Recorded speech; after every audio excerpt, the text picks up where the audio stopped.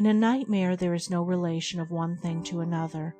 All things are haphazard, and there is a general confusion and misery.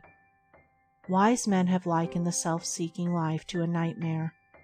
There is a close resemblance between a selfish life, in which the sense of proportion is so far lost that things are only seen as they affect one's own selfish aims, and in which there are feverish excitements and overwhelming troubles and disasters, and that state of troubled sleep known as nightmare. In a nightmare, too, the controlling will and perceiving intelligence are asleep, and in a selfish life, the better nature and spiritual perceptions are locked in profound slumber. The uncultivated mind lacks the sense of proportion. It does not see the right relation of one natural object to another, and is thereafter dead to the beauty and harmony with which it is surrounded. And what is this sense of proportion but the faculty of seeing things as they are? It is a faculty which needs cultivating, and its cultivation, when applied to natural objects, embraces the entire intelligence and refines the moral character. It enters, however, into spiritual things as well as things natural, and here is more lacking and more greatly needed. For to see things as they are in the spiritual sphere is to find no ground for grief, no lodging place for lamentation. Whence spring all this grief and anxiety and fear and trouble? Is it not because things are not as men and women wish them to be? Is it not because the multiplicity of desires prevents them from seeing things in their true perspective and right proportion? When one is overwhelmed with grief, he sees nothing but his loss. Its nearness to him blots out the whole view of life. The thing in itself may be small, but to the sufferer it assumes a magnitude which is out of proportion to the surrounding objects of life. All who have passed the age of 30 can look back over their lives at times when they were perplexed with anxiety, overwhelmed with grief, or even perhaps on the verge of despair, over incidents which, now seen in their right proportion, are known to be very small.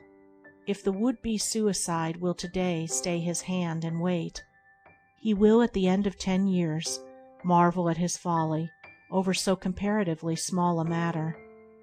When the mind is possessed by passion or paralyzed with grief, it has lost the power of judgment. It cannot weigh and consider. It does not perceive the relative values and proportions of the things by which it is disturbed. Awake and acting, it yet moves in a nightmare which holds its faculties in thrall.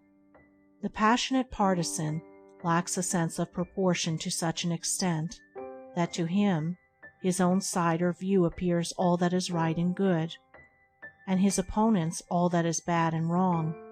To this partiality his reason is chained, so that whatever reason he may bring to bear upon the matter is enlisted in the service of bias, and is not exercised in order to find the just relation which exists between the two sides.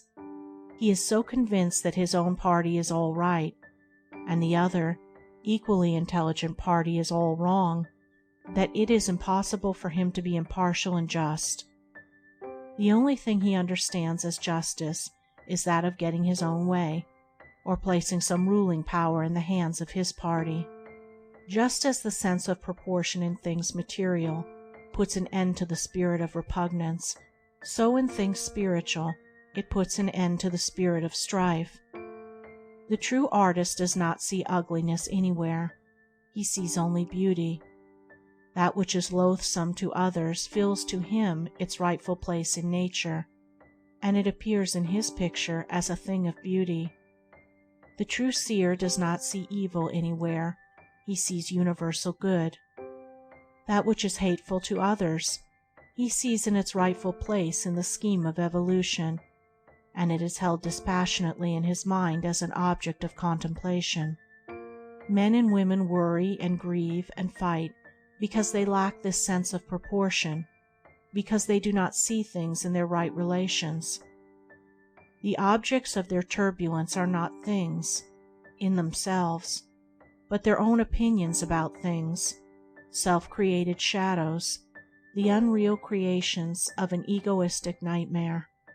The cultivation and development of the ethical sense of proportion converts the heated partisan into a gentle peacemaker, and gives the calm and searching of the prophet to the hitherto blind instrument in the clashing play of selfish forces. The spiritual sense of proportion gives sanity. It restores the mind to calmness. It bestows impartiality and justice, and reveals a universe of faultless harmony.